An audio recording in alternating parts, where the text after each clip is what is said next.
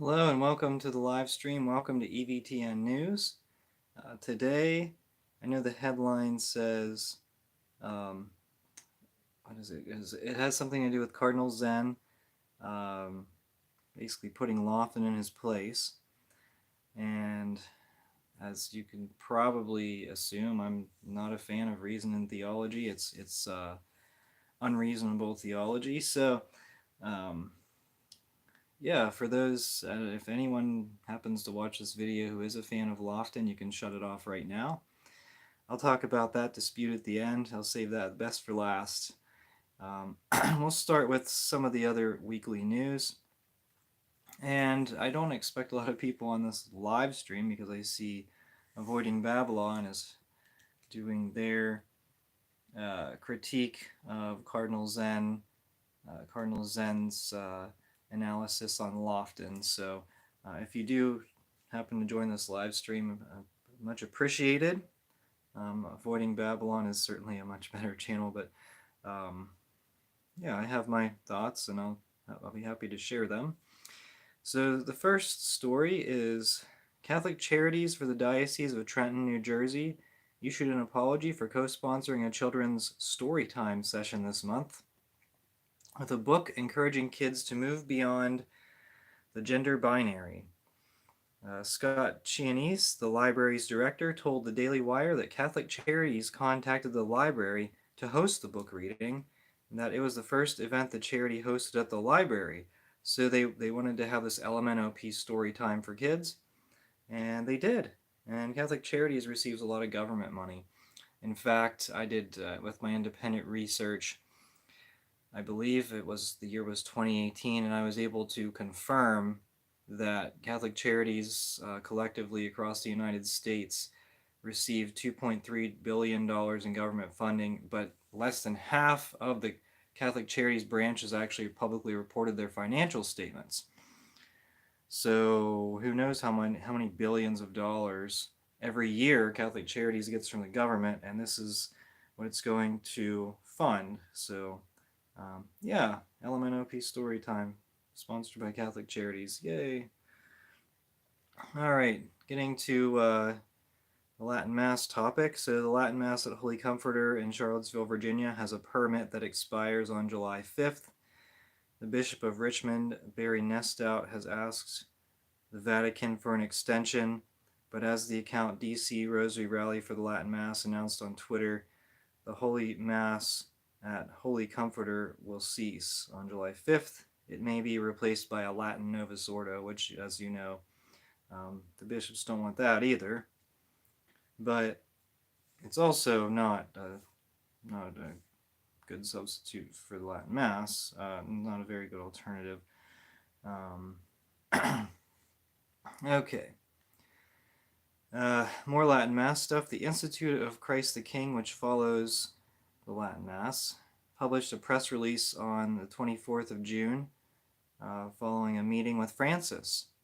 The text includes pictures but no interesting news. It said, on 2 occasions the Pope insisted that we continue to serve the Church according to our proper charism, in the spirit of unity and communion, which the harmony and balance of the Salesian spirituality allows. So definitely sounds like some modernist language used there, but continue to serve the Church according to our proper charism. So that's kind of an interesting note because they cannot do that in Chicago. They're suspended. So I wonder if that was discussed. I think it's a reasonable question.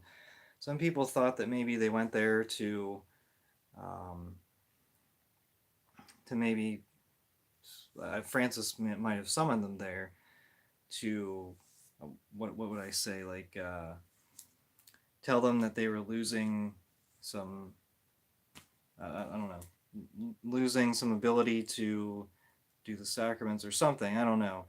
He was kind of crushing them in some regard, maybe, but it doesn't sound like it necessarily here from the press release. And I wonder if the Institute initiated the meeting to ask about faculties in Chicago. And wouldn't it be typical Francis to backstab Supich, who has been so loyal to him over the years? Okay, speaking of another Francis loyalist, although who knows, he might get criticized by Lofton. Boston Cardinal Sean O'Malley, head of the Pope's Pontifical Commission for the Protection of Minors, has sent a letter to the heads of Vatican offices urging them to stop displaying Rupnik's works. He said that the continued use of the works ignored the pain of the victims and could imply a defense of the Slovenian priest. Cardinal O'Malley's letter comes days after the head of Vatican's dicastery for communication defended his office's use of Rupnik's art. So O'Malley is kind of getting a little bit uncomfortable with the Francis Church, it sounds like. Of course, what that means is that he'll be quickly replaced. I think he just turned 80.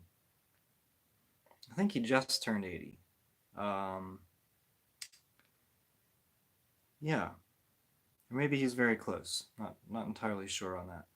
But Francis is losing his allies. Kind of sad to see, really. Not unfortunate because they're waking up to the truth, and that's a good thing. But it's sad. It's sad to see that he's not converting. Anyway, so this is a statement from Strickland. Catholics should resist anything that they know isn't true to Christ and his church. Bishop Strickland said in a LifeSite News video. Tell me what this sounds like. If Francis forbids the celebration of the Roman Rite Mass, many will not be able to obey him. The bishop predicts, I believe it is an unjust law. People have come to a deeper faith in Jesus Christ and his church through the traditional Latin Mass. For Strickland, the term schismatic is not appropriate to describe the faithful of the Mass. He said, who is separating from Christ here? Technically, the term schism refers to a separation from the Pope, not from Christ. The bishop adds, the schism, if it is coming from those who are trying to kill the tradition of the Church. That sounds a lot like Archbishop Lefebvre. So keep it going, Strickland. Keep moving in that direction as much as you can because we need it. We need it badly. Okay, and thank you for joining the live stream. So I'm going to read this whole statement, this whole blog by Cardinal Zen because I read it. I'll see if I can read it with a straight face or at least not cracking up laughing in the middle of it. So here's from Cardinal Zen's blog. I must confess I have often wasted my time following the program Reason and Theology of Michael Lofton, this big man with a little beard who would do well to hide his tattoo when he speaks like a theologian. I have been driven by curiosity to hear the hilarious nonsense he says. This time, however, I saw that he was criticizing me. With great seriousness, he is scandalized that I, who insist so much on the hermeneutics of continuity, now dare to criticize the Fiducia Supplicans. This means that Mr. Lofton does not even know how to distinguish the different value of the pronouncements that come from Rome. If I remember well, Mr. Lofton has sometimes confessed that he is not a theologian, but it seems to me that he understands the differentiated authority of the Vatican documents less than any one of my catechumens. Sorry, I can't get through it without laughing. I speak of the hermeneutics of continuity when speaking of the ecumenical councils, the highest degree of the authority of the magisterium. The declaration Fiducia Supplicans instead is obviously the work of the most eminent Tuccio, even if rubber stamped by Pope Francis. I dare to say rubber stamped because a few years ago in response to the same question about the lawfulness of blessing LMNOP couples, the Pope signed a declaration of the Congregation for the Doctrine of the Faith, and there the answer was no, while now the answer is yes. I dare to say rubber stamped also because in the Fiducia Supplicans, as well as already in the answer to our dubia before the beginning of the synod, I cannot smell the scent of Pope Francis. I smell instead the pen of the most eminent Tuccio, who would have done better to pursue another career in that other gender of literature, I mean. It will be said that Mr. Lofton is defending the Pope, and nobody can blame him for that, but I am sure his nonsense will not help the Holy Father in any way. I am wasting these minutes of time not to defend myself from Mr. Lofton's accusations, but to invite those who frequent his site to stop wasting their time and perhaps also their money. And that's kind of a sad thing to see. Okay. Oh, wow. Some interesting comments. Okay, God bless the Chinese. Thanks so much for your videos. I appreciate your analysis on these topics impacting Catholics. And don't give any money to Lofton. Don't watch his videos. Okay. So, let's see. All right. So anyway, that's pretty funny. I thought it was pretty funny. He would do well to hide his tattoo, and he speaks like a theologian. So I think I don't know. I guess I don't really have to say a whole lot on Lofton. I honestly wonder if he's serious. I wonder if he's a troll and he's just trying to get attention. Although, I guess, I mean, in reality, yeah, he is a troll because he rose to popularity by making 3-hour videos every single day of why Taylor Marshall is wrong about this, any random sentence that he would say. And some people that didn't like Taylor Marshall were all about Lofton because they just wanted to watch 3 hours of why Taylor Marshall was wrong several times a week. But honestly, I mean, wouldn't you do better reading the readings of like actual saints, like pre-Vatican II saints, and rather than watching a 3-hour live stream of why Taylor Marshall's wrong, on this Tuesday, and join me in a day or two for another 3-hour critique of why Taylor Marshall's wrong on something else.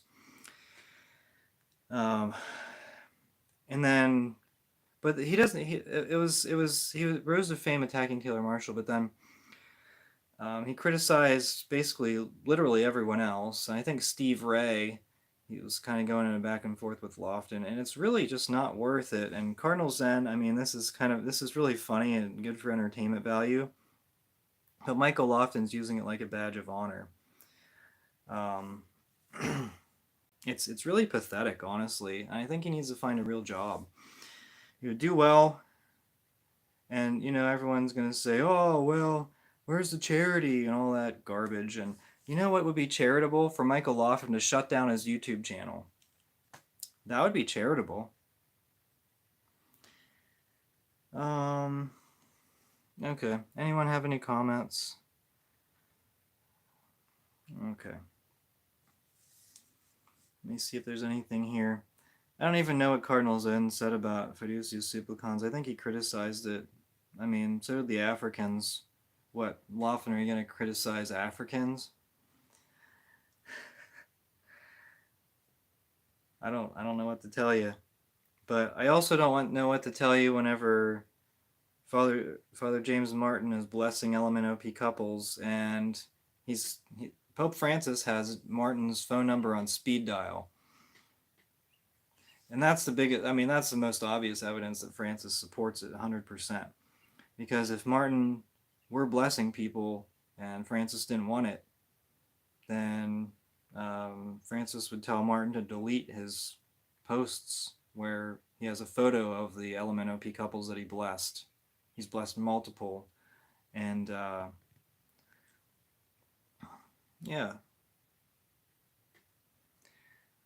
So is Lofton going to put up a rainbow flag in his studio and with all those encyclopedias that he doesn't read? And I don't know.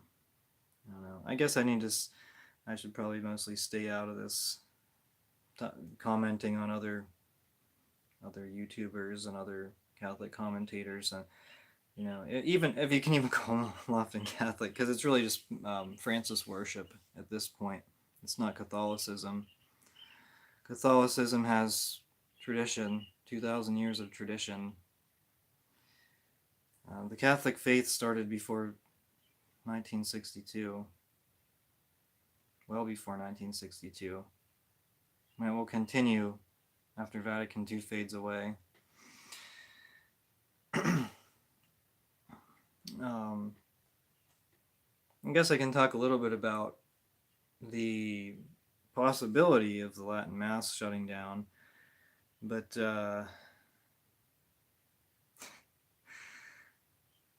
oh, okay. So I don't know. There's apparently a post about okay, so I'm actually looking right now. I don't know if this is I don't know the accuracy of this, but apparently there's no Latin Mass document coming. So Verate Cheli got his facts wrong again. Shocker, right? What did I say? Don't get all bent out of shape about it. Until it actually happens, you won't know. Although it was kind of confirmed by Diane Montagna in a sense. I don't know where their sources are. There's another source that says it's not going to happen. So I don't know. I guess we'll just have to wait and see. And I didn't think Francis was focused on crushing the Mass. I think he's focused on women deacons. And yeah, he'll talk the talk and he'll say, no, I don't think we should have women deacons. But then he's appointing cardinals who do think that, and he's bringing all these modernist heretics to the synod who think that women should be ordained. And so what do you think is going to happen? And as you saw, LMNOP blessings came out in December. They came out in December. The document came out in December because it was after the synod, and a lot of people were caught by surprise. They thought the synod would come up with something heretical, but it just doesn't mean that they can't just randomly do that. So, well, and that's what I said. Diane Montagna is pretty reliable. Yeah, I mean, sure, but apparently there's another commentator who says that there's no document in the works. So I don't know. I guess a lot of information from a lot of people, and we'll see who's right. And I think you kind of need to. I mean, I don't know. People if you want to keep track, keep track of who says what, and let me know. So that's pretty much all I have for you today. I thought it was hilarious. Now I can't guarantee the next several weeks coming up. It's going to be spotty. I feel like I've been busier this year than ever before. I mean, I don't know why, but it just seems like everything's very busy for me. So I can't guarantee that I will be on the channel next week, but it doesn't mean I won't. Just stay tuned for the notifications of them as you don't get them. So that's it. Until next time, thank you so much for watching. We are the laity. We will not be silent.